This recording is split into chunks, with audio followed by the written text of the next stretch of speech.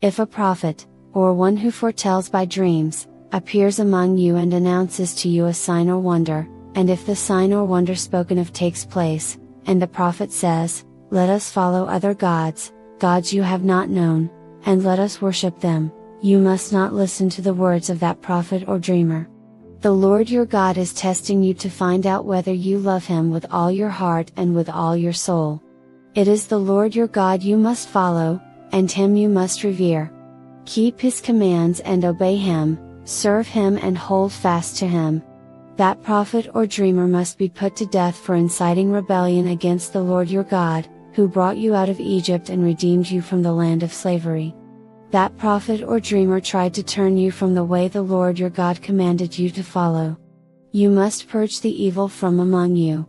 If your very own brother, or your son or daughter, or the wife you love, or your closest friend secretly entices you, saying, "Let us go and worship other gods, gods that neither you nor your ancestors have known, gods of the peoples around you, whether near or far, from one end of the land to the other," do not yield to them or listen to them. Show them no pity. Do not spare them or shield them. You must certainly put them to death. Your hand must be the first in putting them to death, and then the hands of all the people. Stone them to death, because they tried to turn you away from the Lord your God, who brought you out of Egypt, out of the land of slavery. Then all Israel will hear and be afraid, and no one among you will do such an evil thing again. If you hear it said about one of the towns the Lord your God is giving you to live in that troublemakers have arisen among you and have led the people of their town astray, saying, "Let us go and worship other gods, gods you have not known," then you must inquire, probe and investigate it thoroughly. And if it is true and it has been proved that this detestable thing has been done among you, you must certainly put to the sword all who live in that town. You must destroy it completely, both its people and its livestock. You are to gather all the plunder of the town into the middle of the public square and completely burn the town and all its plunder as a whole burnt offering to the Lord your God. That town is to remain a ruin forever, never to be rebuilt, and none of the condemned things are to be found in your hands. Then the Lord will turn from His fierce anger, will show you mercy, and will have compassion on you. He will increase your numbers, as He promised on oath to your ancestors, because you obey the Lord your God by keeping all His commands that I am giving you today and doing what is right in His eyes. You are the children of the Lord your God. Do not cut yourselves or shave the front of your heads for the dead, for you are a people holy to the Lord your God. Out of all the peoples on the face of the earth, the Lord has chosen you to be His treasured possession. Do not eat any detestable thing. These are the animals you may eat: the ox, the sheep, the goat, the deer, the gazelle, the roe deer, the wild goat, the ibex, the antelope and the mountain sheep. You may eat any animal that has a divided hoof and that chews the cud. However, of those that chew the cud or that have a divided hoof you may not eat the camel, the rabbit or the hyrax. Although they chew the cud, they do not have a divided hoof, they are ceremonially unclean for you. The pig is also unclean, although it has a divided hoof, it does not chew the cud. You are not to eat their meat or touch their carcasses. Of all the creatures living in the water, you may eat any that has fins and scales. But anything that does not have fins and scales you may not eat, for you it is unclean. You may eat any clean bird. But these you may not eat: the eagle, the vulture, the black vulture, the red kite, the black kite, any kind of falcon, any kind of raven, the horned owl, the screech owl, the gull, any kind of hawk, the little owl, the great owl, the white owl, the desert owl, the osprey, the cormorant, the stork, any kind of heron, the hoopoe and the bat. All flying insects are unclean to you, do not eat them. But any winged creature that is clean you may eat. Do not eat anything you find already dead. You may give it to the foreigner residing in any of your towns, and they may eat it, or you may sell it to any other foreigner. But you are a people holy to the Lord your God. Do not cook a young goat in its mother's milk. Be sure to set aside a tenth of all that your fields produce each year. Eat the tithe of your grain, new wine and olive oil, and the firstborn of your herds and flocks in the presence of the Lord your God at the place He will choose as a dwelling for His name, so that you may learn to revere the Lord your God always.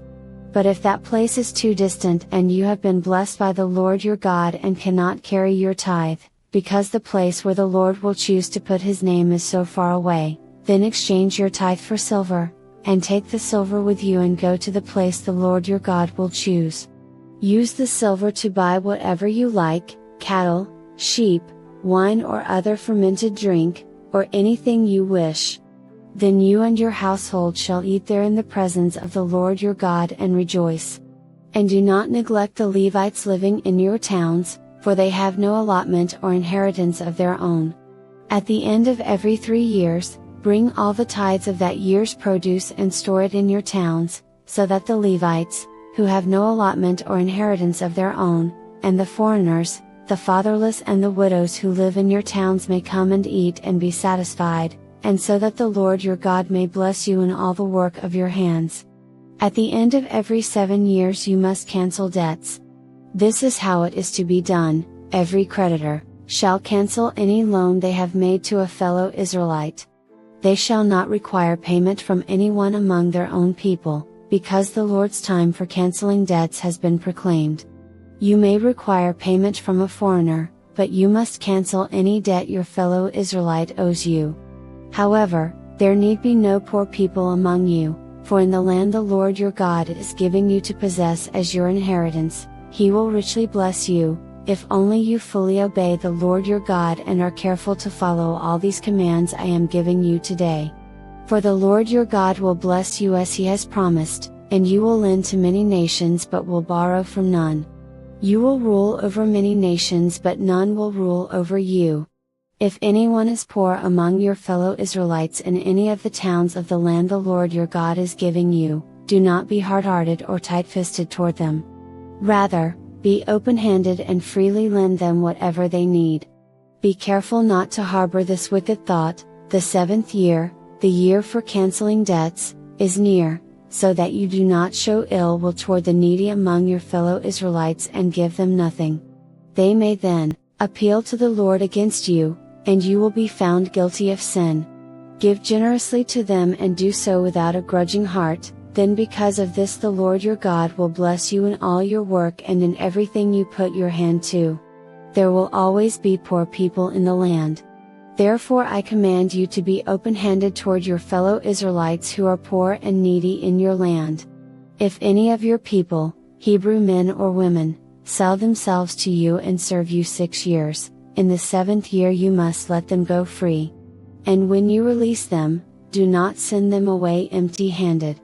Supply them liberally from your flock, your threshing floor and your winepress. Give to them as the Lord your God has blessed you. Remember that you were slaves in Egypt and the Lord your God redeemed you. That is why I give you this command today.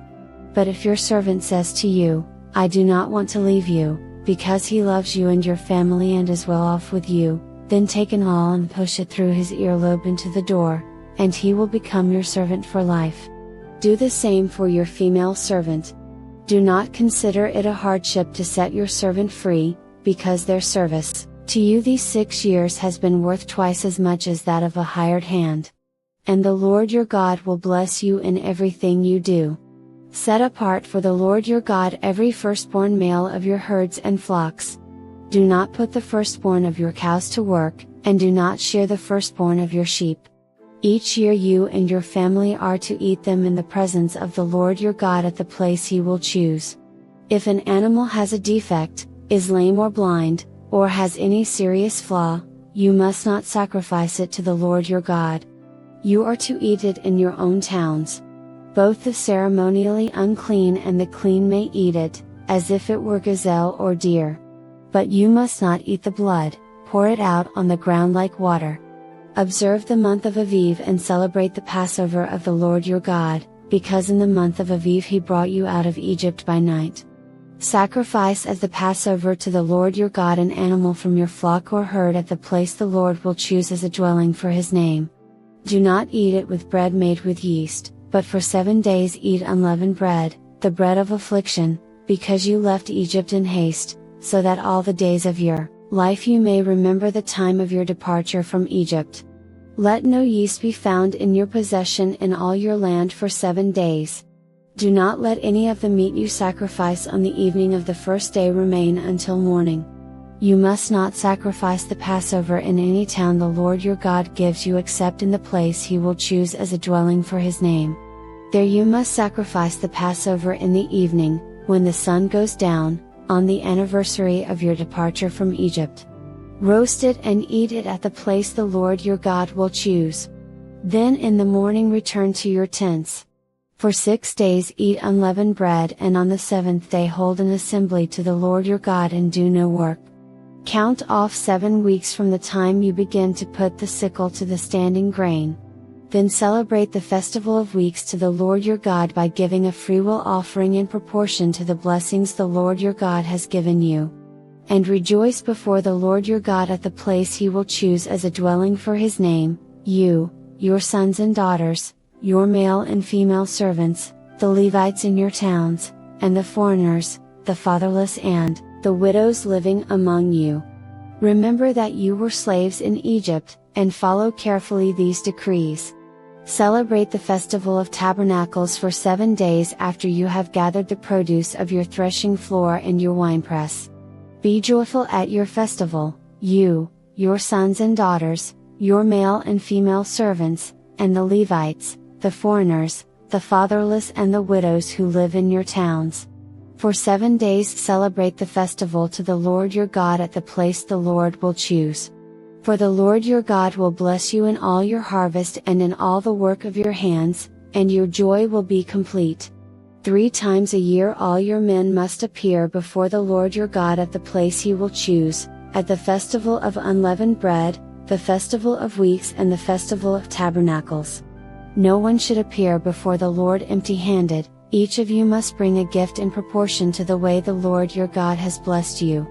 Appoint judges and officials for each of your tribes in every town the Lord your God is giving you, and they shall judge the people fairly. Do not pervert justice or show partiality. Do not accept a bribe, for a bribe blinds the eyes of the wise and twists the words of the innocent. Follow justice and justice alone, so that you may live and possess the land the Lord your God is giving you. Do not set up any wooden Asherah pole beside the altar you build to the Lord your God, and do not erect a sacred stone, for these the Lord your God hates. Do not sacrifice to the Lord your God an ox or a sheep that has any defect or flaw in it, for that would be detestable to Him. If a man or woman living among you in one of the towns the Lord gives you is found doing evil in the eyes of the Lord your God in violation of His covenant, and contrary to my command has worshipped other gods, bowing down to them or to the sun or the moon or the stars in the sky, and this has been brought to your attention, then you must investigate it thoroughly.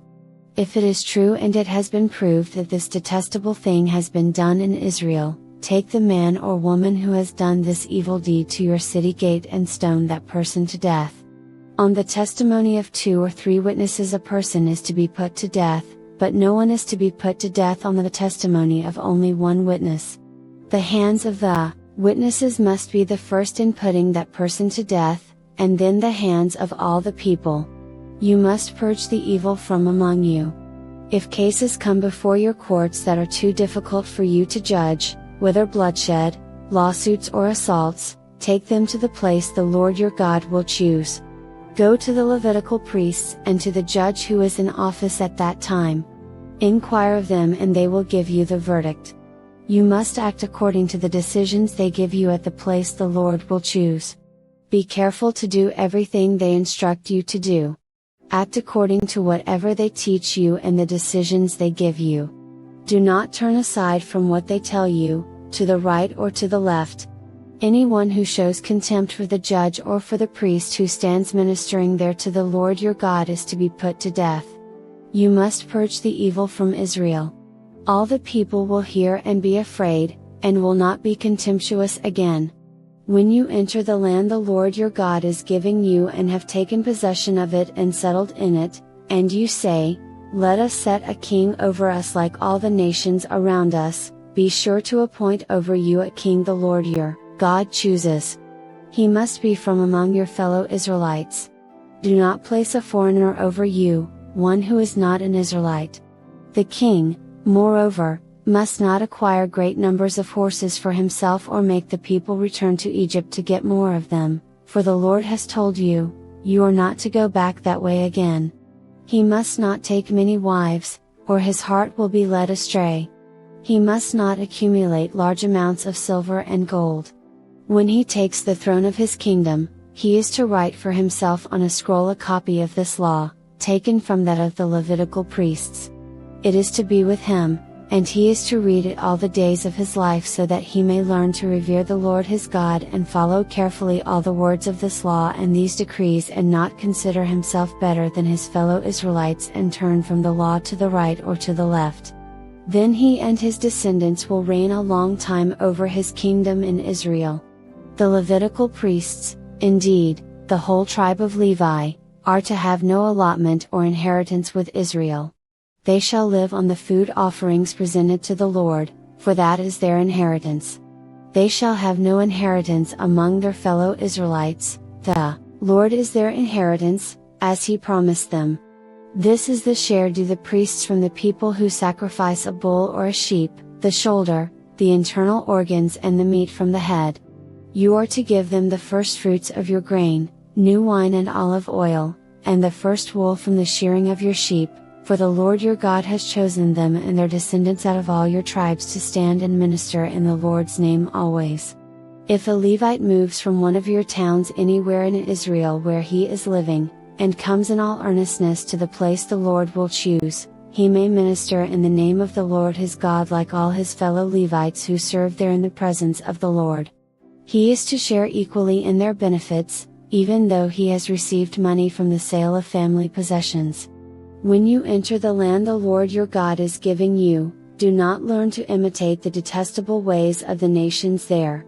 Let no one be found among you who sacrifices their son or daughter in the fire, who practices divination or sorcery, interprets omens, engages in witchcraft, or casts spells, or who is a medium or spiritist or who consults the dead. Anyone who does these things is detestable to the Lord. Because of these same detestable practices the Lord your God will drive out those nations before you. You must be blameless before the Lord your God. The nations you will dispossess listen to those who practice sorcery or divination. But as for you, the Lord your God has not permitted you to do so. The Lord your God will raise up for you a prophet like me from among you, from your fellow Israelites. You must listen to him. For this is what you asked of the Lord your God at Horeb on the day of the assembly when you said, Let us not hear the voice of the Lord our God nor see this great fire any more, or we will die. The Lord said to me, What they say is good. I will raise up for them a prophet like you from among their fellow Israelites, and I will put my words in his mouth. He will tell them everything I command him. I myself will call to account anyone who does not listen to my words that the prophet speaks in my name. But a prophet who presumes to speak in my name anything I have not commanded, or a prophet who speaks in the name of other gods, is to be put to death. You may say to yourselves, How can we know when a message has not been spoken by the Lord? If what a prophet proclaims in the name of the Lord does not take place or come true, that is a message the Lord has not spoken. That prophet has spoken presumptuously, so do not be alarmed. When the Lord your God has destroyed the nations whose land he is giving you, and when you have driven them out and settled in their towns and houses, then set aside for yourselves 3 cities in the land the Lord your God is giving you to possess. Determine the distances involved and divide into 3 parts the land the Lord your God is giving you as an inheritance, so that a person who kills someone may flee for refuge to one of these cities. This is the rule concerning anyone who kills a person and flees there for safety, anyone who kills a neighbor unintentionally, without malice aforethought. For instance, a man may go into the forest with his neighbor to cut wood, and as he swings his axe to fell a tree, the head may fly off and hit his neighbor and kill him. That man may flee to one of these cities and save his life. Otherwise, the avenger of blood might pursue him in a rage, overtake him if the distance is too great, and kill him even though he is not deserving of death, since he did it to his neighbor without malice aforethought. This is why I command you to set aside for yourselves 3 cities. If the Lord your God enlarges your territory, as he promised on oath to your ancestors, and gives you the whole land he promised them, because you carefully follow all these laws I command you today, to love the Lord your God and to walk always in obedience to him, then you are to set aside 3 more cities. Do this so that innocent blood will not be shed in your land, which the Lord your God is giving you as your inheritance, and so that you will not be guilty of bloodshed. But if out of hate someone lies in wait, assaults and kills a neighbor, and then flees to one of these cities, the killer shall be sent for by the town elders, be brought back from the city, and be handed over to the avenger of blood to die. Show no pity. You must purge from Israel the guilt of shedding innocent blood, so that it may go well with you. Do not move your neighbor's boundary stone set up by your predecessors in the inheritance you receive in the land the Lord your God is giving you to possess. 1 witness is not enough to convict anyone accused of any crime or offense they may have committed. A matter must be established by the testimony of 2 or 3 witnesses. If a malicious witness takes the stand to accuse someone of a crime, the 2 people involved in the dispute must stand in the presence of the Lord before the priests and the judges who are in office at the time. The judges must make a thorough investigation, and if the witness proves to be a liar, giving false testimony against a fellow Israelite, then do to the false witness as that witness intended to do to the other party. You must purge the evil from among you. The rest of the people will hear of this and be afraid, and never again will such an evil thing be done among you. Show no pity, life for life, eye for eye, tooth for tooth, hand for hand, foot for foot. When you go to war against your enemies and see horses and chariots and an army greater than yours, do not be afraid of them, because the Lord your God, who brought you up out of Egypt, will be with you. When you are about to go into battle, the priest shall come forward and address the army. He shall say, "Hear, Israel, today you are going into battle against your enemies. Do not be faint-hearted or afraid, do not panic or be terrified by them. For the Lord your God is the one who goes with you to fight for you against your enemies to give you victory." The officer shall say to the army, "Has anyone built a new house and not yet begun to live in it? Let him go home, or he may die in battle and someone else may begin to live in it. Has anyone planted a vineyard and not begun to enjoy it? Let him go home, or he may die in battle and someone else enjoy it. Has anyone become pledged to a woman and not married her? Let him go home, or he may die in battle and someone else marry her." Then the officer shall add, "Is anyone afraid or faint-hearted? Let him go home so that his fellow soldiers will not become disheartened too." When the officers have finished speaking to the army, they shall appoint commanders over it. When you march up to attack a city, make its people an offer of peace. If they accept and open their gates, all the people in it shall be subject to forced labor and shall work for you. If they refuse to make peace and they engage you in battle, lay siege to that city. When the Lord your God delivers it into your hand, put to the sword all the men in it. As for the women, the children, the livestock and everything else in the city, you may take these as plunder for yourselves. And you may use the plunder the Lord your God gives you from your enemies. This is how you are to treat all the cities that are at a distance from you and do not belong to the nations nearby. However, in the cities of the nations the Lord your God is giving you as an inheritance, do not leave alive anything that breathes. Completely destroy them, the Hittites, Amorites, Canaanites, Perizzites, Hivites, and Jebusites, as the Lord your God has commanded you. Otherwise, they will teach you to follow all the detestable things they do in worshipping their gods, and you will sin against the Lord your God. When you lay siege to a city for a long time, fighting against it to capture it, do not destroy its trees by putting an axe to them, because you can eat their fruit. Do not cut them down. Are the trees people, that you should besiege them? However, you may cut down trees that you know are not fruit trees, and use them to build siege works until the city at war with you falls. If someone is found slain, lying in a field in the land the Lord your God is giving you to possess, and it is not known who the killer was, your elders and judges shall go out and measure the distance from the body to the neighboring towns. Then the elders of the town nearest the body shall take a heifer that has never been worked and has never worn a yoke and lead it down to a valley that has not been plowed or planted and where there is a flowing stream. There in the valley they are to break the heifer's neck.